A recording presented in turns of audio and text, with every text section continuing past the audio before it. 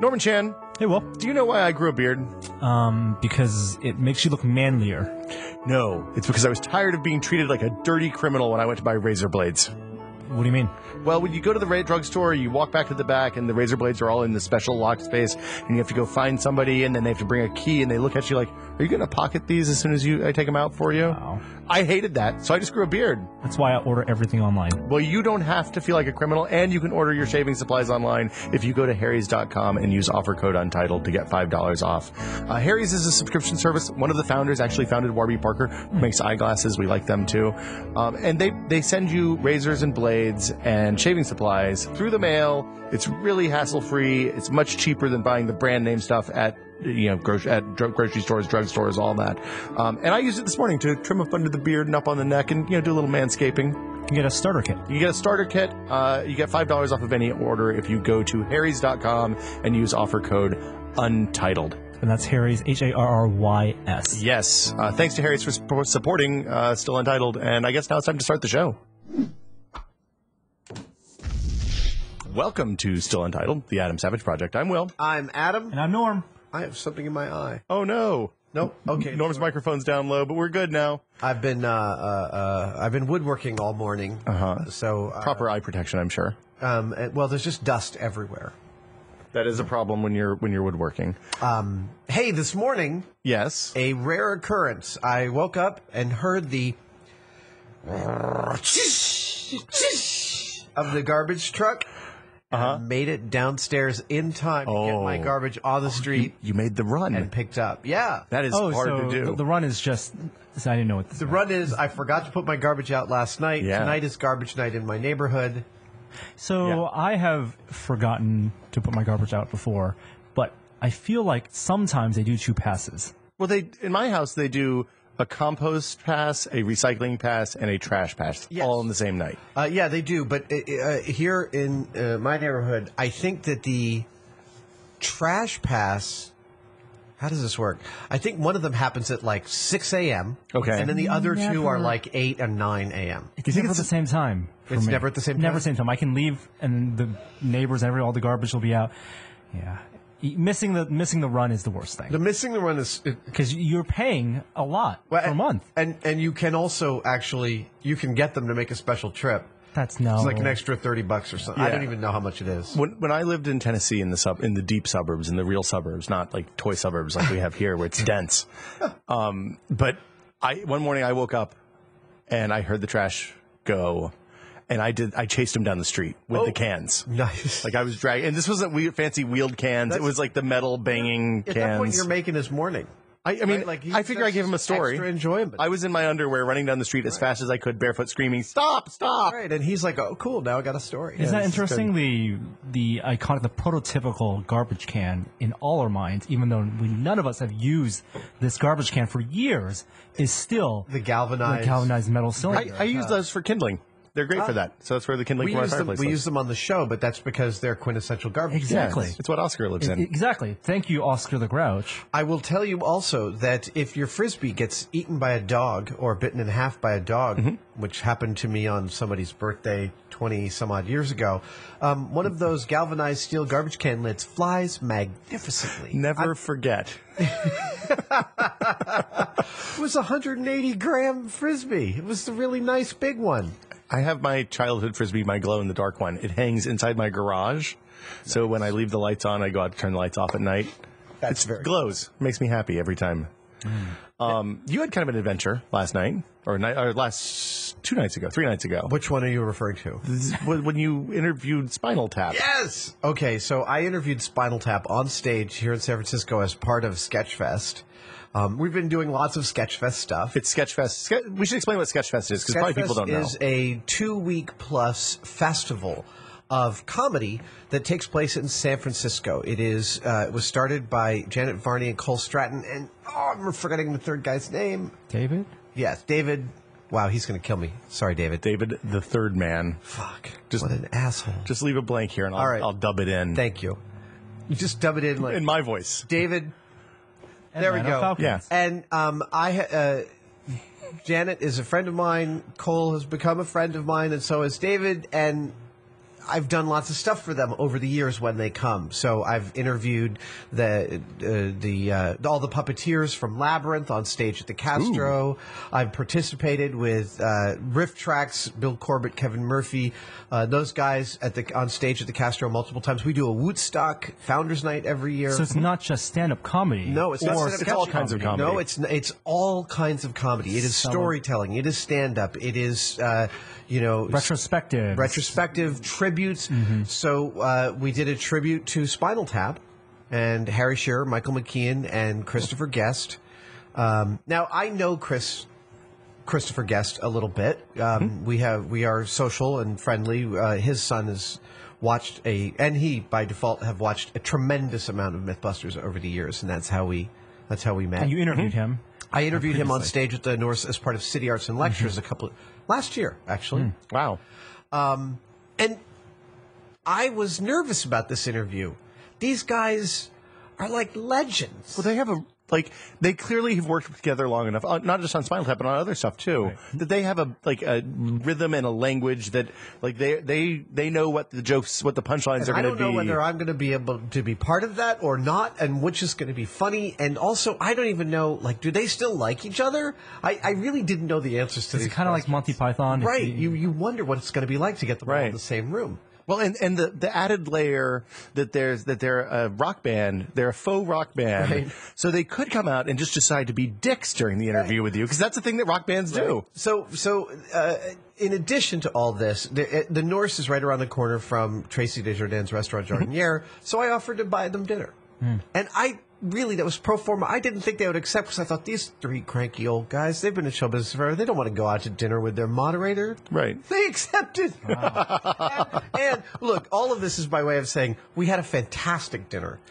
They're lovely guys. They still love each other. They still make each other laugh hysterically, which they did repeatedly throughout dinner. So it was Spinal Tap fantasy camp for me, watching these guys sort of play off of each other. Oh, yeah. And, watching them riff on different things, seeing the different bents of each of their senses of humor. I've been a huge fan of all of theirs for decades, right? Independently for their project. Chris and Michael wrote one of my favorite early film school movies, The Big Picture with Kevin Bacon. It's a fantastic movie. And then Christopher Guest was, of course, the Six-Fingered Man in Princess Bride. Mm-hmm. Michael McKean, Lenny of Lenny and Squiggy, of Laverne and Shirley. I didn't even realize until a few years ago they were actually writers on that show. Oh, yeah. In addition to being characters. TV back then was a much lower production affair. Harry Shearer, in addition to doing dozens of voices on The Simpsons for the last 25 years, also hosts one of my favorite Sunday radio shows, Le Show, out of Los Angeles, actually now out of New Orleans, where he lives. I've been listening to that for over 20 years. So, independently, all three of these guys have really infused me and my perception of our culture, my politics, my sense of humor, and I was not disappointed at all. Dinner was lovely. The interview was lovely. It was very, very funny. And I actually got a laugh from Chris on stage. Ooh. So what did everybody order? Do you remember? Michael had the cod. Was it the cod? Fish of some snapper. kind. He had the snapper. Harry had the steak, and Chris and I each had the burger. Now, the burger isn't on the regular menu. It's their bar menu, but Tracy's Burger is my favorite burger in San Francisco. It is a really good burger. And it's a good burger town, just to be clear. Yes. There are lots of good burgers here. So that was that was fantastic. I came home on a cloud. I'm sure. To tell my wife all about it. It was fantastic. It was really lovely evening. Awesome. I have to imagine those guys are so sick of the 11 joke at this point. Yes. There was someone who named their daughter 11. That 11 was her middle name. I can see that. I mean, that's not it. Middle names. Daughter middle names are throwaways, right? That's you can do whatever you want there. I guess it could be. Yeah. You have to consider that they'll often take their middle name after having changed their name post-divorce. That has happened. That'd be an awesome last name. Hi, I'm Ruth 11. Ruth 11. Yeah, what? You sound like a robot. What else is going on? I wanted to. This inspired drone. I've been flying this thing constantly. And this is your first kind of This is like your first unsupervised quad flying. Like you have them at work and stuff. I had a couple of the Parrot drones. I didn't find them that easy to fly. I didn't find them that useful. The iPhone controls were bad. And the footage, the low-res footage was shite. The Inspire, on the other hand, is a magnificent piece of kit that I'm continually blown away by. And I know that, Jamie and I were at their launch event for the Inspire, so you should take my opinion with a grain of salt. But I swear, up and down, this thing is incredible. Just that thing exists. All of those things, like from the $500 kit quads that you put together at home, all the way up to $3,000 or $4,000 for something that's semi-pro level in a lot of cases. It's amazing. I think there are a couple interesting things about your experience so far with the Inspire. So we've gone on a couple trips, and there's video that's going to be on the site. I think it might already be on the site about one of our trips. But you're approaching it from a kind of a videographer and photographer I'm perspective. thinking of it solely as a camera platform. It is a camera platform for you. You're not flying it like a lot of people do with quadcopters. Whether it's a consumer quadcopter or something they built themselves, like a racing quadcopter. You're not in it for the aerobatics or any of that, or an RC. Like it is a camera platform. Yeah. So I want to show you a couple of things. Yes. So Norm and I, you couldn't come out on Saturday, Will, but Norm and I went out with my kids, and I got to see. I got a little uptight, I will admit. It's high stress. Well, and I was telling them this thing costs a lot of money. You let the boys fly. And the price of failure is high. You should have had Norm bring our Phantom to let them practice on. I did have. I just had enough batteries. And so there's big differences between those quadcopters. And we'll talk more about it when we actually go in depth into the technology and in a separate tested video. But the DJI, just this one company with these two classes of quadcopters, the Phantom is something that is very maneuverable. Not as maneuverable as, your own 250mm quad, but you can turn off the safety mode, you can do flips, you can race them. You can get kind of crazy with it. The Inspire's not. It's like a just tank. a camera platform. So it drives like a Cadillac, right? Yes. It rides like your living room. So we're looking at footage now. We're going to try to at least include if you video pass me the footage, I can include it. Links to this. So here now, this is real time. Wow. So you're doing speed ramps and stuff in Premiere or iTunes or iMovie or something? Holy moly. Oh, yeah, dude. Oh, you flew over that thing? I flew through it. Can we show this? I think this is... Yeah, we can show So this is where we should talk about safety, right? Well, okay, so... And safety is the other unique thing I think Adam brings to it. Understand that, I wouldn't have done that if I didn't feel 100% confident that would have come out okay. I didn't fly from the same place we'd flown from earlier. I was line of sight. And even still, I watched as I passed by the metal gantry. I watched my signal get spotty.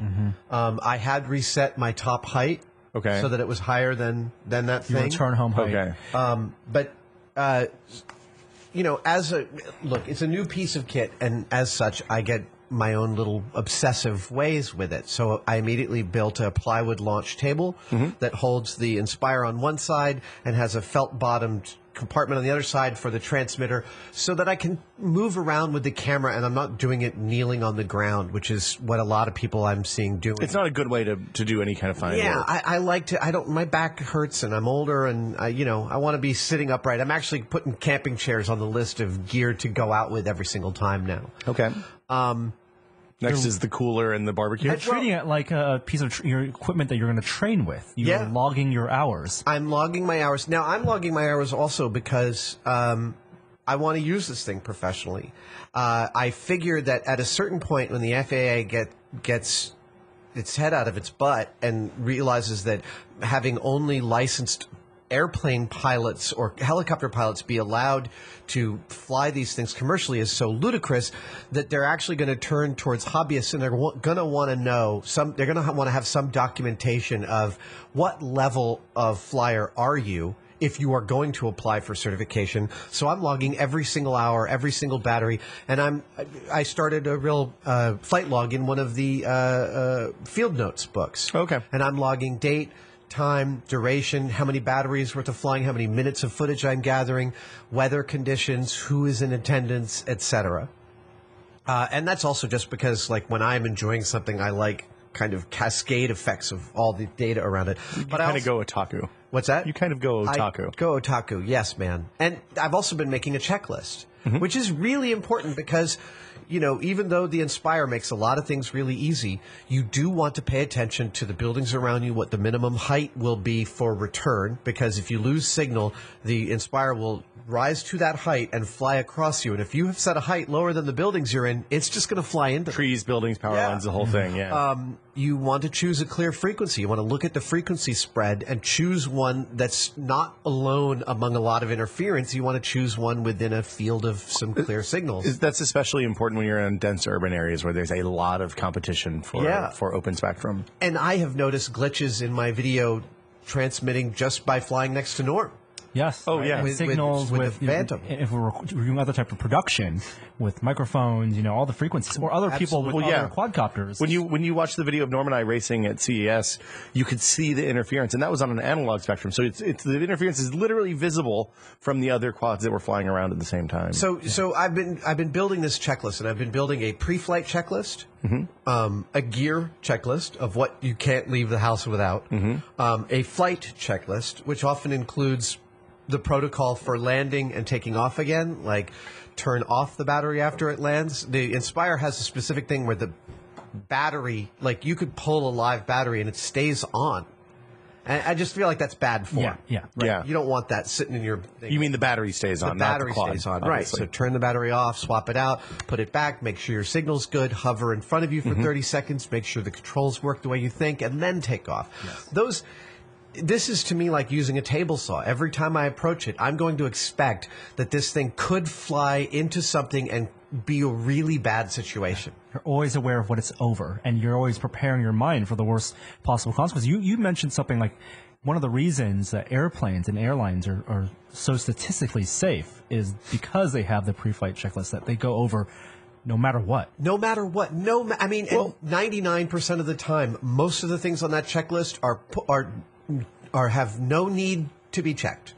They never don't do it. The other thing you said, the constant spatial awareness and situational awareness is really important. I have a friend who flies small airplanes. He owns a small Cessna and had an engine failure while he was flying in the mountains in northeast Tennessee. Yeah. And he landed the plane underneath high tension wires, went underneath high tension wires, landed on a hill at in a field at a 35 degree angle. Oh my God. And they had to dismantle the plane to get it out of the field because there were trees and stuff blocking the rest of it. He said the only reason he lived through that is because every moment he's flying, he's always looking, where's my next place I'm going to land? Where's my next place I'm going to land? Where's the next place I'm going to land? I was amazed when Jamie and I once chartered a helicopter to get to a location. It sounds pretty rock star, but it's actually cheaper than flying commercial to get to Fresno. The helicopters follow freeways. They don't fly as a crow flies because if it has to go down, you don't want to end up 2 miles from everywhere. Right. You want to be next to the freeway where the truck can come pick you up. So then yesterday afternoon, I was flying in a San Francisco park, and it was great because all the San Francisco parks were empty yesterday because of the Super Bowl. Oh, right. And I decided at the end of the day, end of the day to fly down this wooded path, just to try a little bit of flying down a wooded path. Indoor. Terrifying. Yeah. But I want to show you what happened. Here, let's see here. So here is flying down the wooded path, and this looks great, right? That is totally amazing. Looks really good. I'm facing west. The sun is setting. And are you walking behind it as you do this? No, I'm not. And so right about here, I'm like, I'm kind of nervous. Okay, pause right there. Now I'm going to turn it around, except I got my controls wrong. Oh! Yeah. Wow. I hit the branch and somehow did not lose the Inspire. Now, it really wouldn't have gotten super damaged. This is a steep hillside with lots of bushes and everything. You're not that high off the That's ground. new No, props. I'm about 8 feet off the ground, but here's me getting it back out. Yes. Yeah, we'll put that up on the site. Too. Yeah. Again, you can see I'm making sure I'm flying where there's nobody's there, nobody I can fly into. You have line of sight between you and the quad. Line of sight, yeah, exactly. In front of you, yeah. But I mean, safety with these things. We've talked about this a little bit on This Is Only a Test as well with Jeremy, who's also a quad flyer. Yeah. And it starts with the realization that what you essentially have is a cinder block with some propellers on it, right? And that if you do something that makes it fall from the sky, it's going to be really scary. And I don't know if you've crashed anything yet, Norm. I have not crashed it. We were flying when we were test flying one of the 3D robotics quads. We lost one propeller, shot up because I didn't put Loctite on the nuts and they didn't use lock nuts. It's a by 8 though, so still fine. But then the vibrations that happened from that made the other propeller shoot off the bottom, and at that point it was the scariest thing I've ever seen because I was close enough. As soon as the first propeller went off, I immediately started bringing it down to land. Yeah. But we were still probably 4 or 5 feet off the ground when the second one shot off, and I mean, there's literally nothing you can do. So you always have to be aware. That's why you shouldn't fly over crowds, even with multiple redundancies and all that stuff. Don't fly where there's other people. Don't fly where you can hurt someone or interfere with somebody. Follow the rules. There are good rules posted. Well, and let me put it even further. The drone hobby, which is now becoming so much more than a hobby, is fantastic and includes some really breathtaking technology being developed by some incredibly bright companies. I mean, I'm just gobsmacked by how complete the system for the Inspire really is in terms of all the ways it unifies these myriad systems that people have been bolting together, like really clever people have been bolting together in kit form for so long. They make it a one-stop shop. But it is still a nascent hobby, and if the people who enjoy this hobby, and I'm a new one, want to enjoy it fully, it is up to every single one of us to realize we represent the hobby. So anybody out there with a quad who's not flying it safely can potentially drunkenly drop it on the White House lawn, and all of a sudden Congress wants to pass some really stupid legislation about it because of one incident. Well, that's very dangerous. And by passing, everybody's the representative of their hobby, which is something that the amateur airplane flyers and helicopter flyers have understood really, really well for a long time. And the FAA, actually, I was reading the regulations last night. Among the regulations for more than X number of pound for hobby planes of higher than a certain amount of poundage. It's like 3 kilograms or something, right? Yeah. You can fly them higher if you have a certification from your local community-based flying group. So the FAA recognizes the authority and the ability of local groups to self-police, which is fantastic. That's exactly the way all this should work. So I just made a sample checklist here, but on the bottom, I just thought I should put a slogan: go slow, don't be an idiot. Those are two great axioms to follow. If you're not sure what's happening, stop. Well, the reduced barrier to entry creates a really false sense of security. Yes. That's a great way to put it. Yeah. That you are just as capable as someone who's been doing it for 10, 15 years. Well, you don't have the instincts. No. Like, I mean, even Norm and I, who've flown quite a bit at this point, don't have that always looking for a place to land instinct, and don't have the kind of reactions that people who are even novice racers have when they don't have to think, oh, okay, right stick is this, left stick is this. Well, muscle memory just happens. And that's what I'm trying to do right now. Is I'm trying to go out every day, every couple of days, just logging more and more flight hours until the thing really. I felt it yesterday. It's starting to map into my head, right? So that I can start to do those 4 fingers moving at once in concert to get this panning, tracking, swooping shot that I want to get.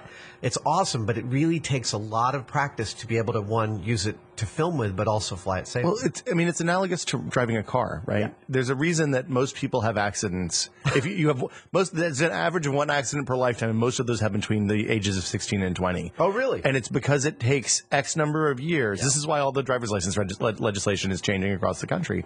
Is it takes a long period of time to change your sensorium to detect the car as the body analog, and just know, right after you've been driving for 10 years, okay, this is how big my car is, this is how it goes. And when you get a new car, you have to adjust to that, but it doesn't take very long. When you're first learning to drive, it takes a really long time to get an innate sense of how big the car is and what kind of space you take up. And once you've logged enough flight hours with a quad to do the same thing, then you have that same ability, but you have to really work at it. The term that I've been using more and more lately, because we use it on Mythbusters when we're talking about this stuff, is proprioception, and I've said it on the podcast before. It means your spatial awareness of your body or the thing you're in and the space around you. And proprioception it's hard to develop in new vehicles and with new devices, but it's absolutely vital in order to do it safely. That's what Batman would do. It is what Batman would do. So Mind your surroundings. I'll give you the files for this checklist. You post them, and I'd love feedback for other things that should go on there. I've tried to be pretty complete and pretty cross-platform. I recognize that all drones are different and systems are different, but still choosing clear frequencies and many best practices apply across them. Well, and I mean, the other thing to always be aware of is that sometimes things go wrong that are completely outside of your control or preparation. And you have to be aware of that and be ready to deal with that too. So whether it's the quad taking off in one direction with no human input accessible, which happens to all the time to lots of different quads, or there's new malware. Really? There's new malware that actively takes over the quad itself. Oh, I didn't know that. That's terrifying. Yeah, I was just reading about that yesterday. I think on Gizmodo. I can't remember when, but yeah, terrifying. It's technology. Yeah. Well, and basically that's just going to force companies like 3D Robotics and DJI to have countermeasures for that sort of thing, not just have it be open. Yeah, open Wi-Fi signals, which is what everybody uses now. The other thing is, could possibly go I know, wrong? DEF CON. Don't just bring fly your quad at DEF CON. Yeah. Look, I think the main thing that I wanted just to talk about is that really everybody who's flying a drone, even little tiny ones, you fly a little tiny 5-ounce drone into your brother's eye and the news will cover it. Right? Like, so every one of us is responsible for, you like this thing, then consider yourself responsible for representing the hobby and think about it like that with the stuff you do. Well, and one last smaller note. When you're dealing with something like this, we're used to, especially nerds, we're used to just updating firmwares and updating drivers and stuff like that without really thinking about it. Because, on your PC, you get a bad firmware update. What's the worst thing that happens? You roll back and everything's fine. With this, if you get a bad firmware update, there are real consequences. So when you do things like update your firmware, update to a new version of the software, you should really treat it as if it's a brand new device, at least for that first flight. And go on the forums and check out other people's results with upgrading that firmware. It would be ridiculous to, like, a firmware update comes online at midnight, for you to be flying at 6 a.m. the next morning in a public space with that firmware update is crazy. You need to think about would you want to update the firmware for your car? Right. And just take on the freeway the next day. I mean, remember the most recent iPhone update? That's the phone. Oops, so we're going to do over, guys. I mean, of course, theoretically, the people that are making the quads, whether it's DJI or APM Copter or 3D Robotics or whoever, is doing more testing than I would think you would do. Of course they are. But still, you're the one that's responsible at the end of the day if your quad takes off because you put a bad firmware update and forgot to recalibrate the compass or whatever. And it's more than who's responsible. It's like if it goes and hits somebody, it doesn't matter who's responsible. That's a terrible thing to happen. Well, I mean, but you that's on you. Yeah. You have to live with that, and that's the thing. Totally. That's the thing you have to keep in mind. So, okay, this was kind of a downer at the end, but there's a lot of neat stuff. Yeah, it is really, like, I can't describe my joy at playing with this thing and filming. It really is. The multirotors have added tremendously to Mythbusters' production value over the last couple of years. Duncan Clark, our second camera op, does amazing stuff with it. And this copter quad drone. Multirotor, sorry. UAS, unmanned UAV. UAV has some shooting people connotations. But there's also, I think the FAA refers to it UAS. Unmanned aerial system? Yes. Yeah. Right. The UAS is so much fun, and it's been occurring to me more and more. We should be talking about the keep safe. Just out of curiosity, did you buy one of those micro and nano quads to practice flying before you got the Inspire N?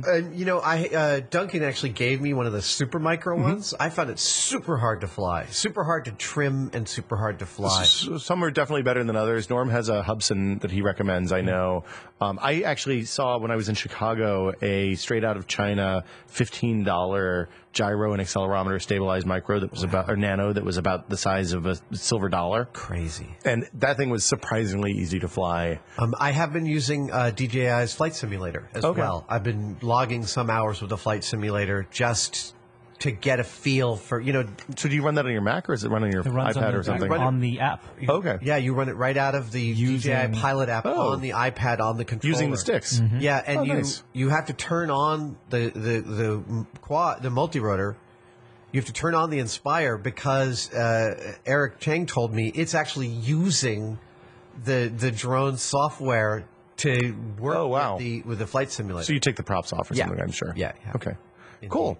Well, that's as good a place as any to wrap this up, I think. I think so. But we will be back next week with another episode of Still Untitled. Leave comments. Let us know what you think, things that we are or not being safe about. I know you're going to do it anyway, so we might as well invite it. And we will be back next week with another edition of Still Untitled. Thanks for watching, guys. Bye. Bye.